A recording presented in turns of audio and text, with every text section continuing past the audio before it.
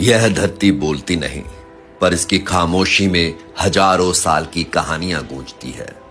कहीं दक्षिण की मिट्टी की खुशबू और उसकी समुद्र की लहरों का संगीत सुनाई पड़ता है, तो वहीं उत्तर की हवाओं में पहाड़ों की शीतल सी स्थिरता और मैदानों का विस्तार दिखाई पड़ता है। भाषाएं बदलती हैं, लिपियां बदलती हैं, स्वर बदलते हैं, लेकिन भावना वही रहती है। भारत, यह देश केवल नक्शे पर खींची गई रेखाओं से नहीं बना, यह बना है सहनशीलता से, संवाद से और एक दूसरे को अपनाने की परंपरा से।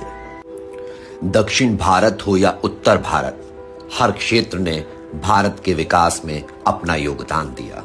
किसी ने ज्ञान दिया, किसी ने विज्ञान, किसी ने संस्कृति, तो किसी ने त्याग। लेकिन इस निरंतर प्रगति के बीच कभी कभी क्षण भर के लिए भाषा की राजनीति के नाम पर विवाद खड़े किए गए।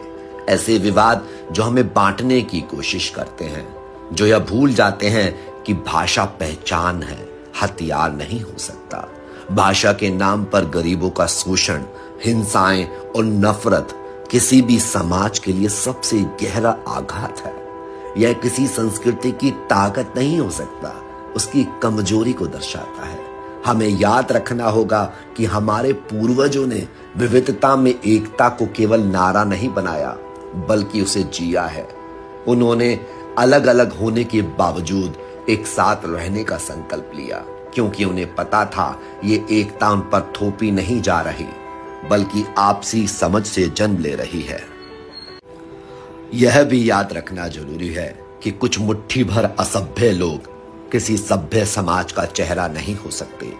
वे ना उसकी आत्मा को परिभाषित कर सकते, ना उसके इतिहास को बदल सकते हैं और ना उसकी सोच को अपवित्र कर सकते हैं।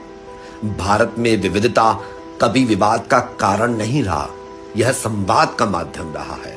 यही कारण है कि भारतीयता कुछ दशकों तक सीमित नहीं रही, बल्कि हजारों वर्षों तक समय की कसौटी पर खरी उतरी है। आज जरूरत है उस विरासत को संभालने की, उस समझ को आगे बढ़ाने की और उस एकता को कमजोर नहीं मजबूत बनाने की।